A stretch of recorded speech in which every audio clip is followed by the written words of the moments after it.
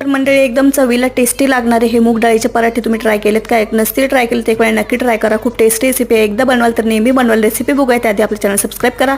इथे मी 1 वाटी तरकलाची मुगाची डाळ घेतली, 1 वाटी प्लेन डाळ घेतली आहे. दोन्ही डाळी आपल्याला स्वच्छ धुवून घ्यायच्या आहेत. मी कुकरला गरम करायला पाणी ठेवलं होतं, त्यामध्ये मी अर्धा चमचा जिरं, पाव चमचा ओवा टाकलेला आहे. त्यानंतर धुतलेली डाळ कुकरला लावायची आहे.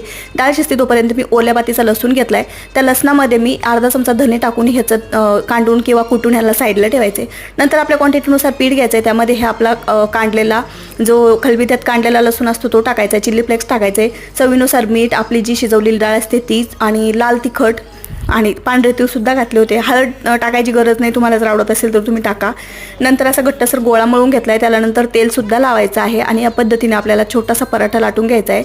आणि त्यावर मी पांढरे तीळ आणि आपली ओल्या लसणाची पात घातलेली आहे आणि भरपूर तेल लावून ह्याला एकदम क्रिस्पी होईपर्यंत शेकायचे. आणि तयार आहे आपले इथे मूग डाळीचे पराठे.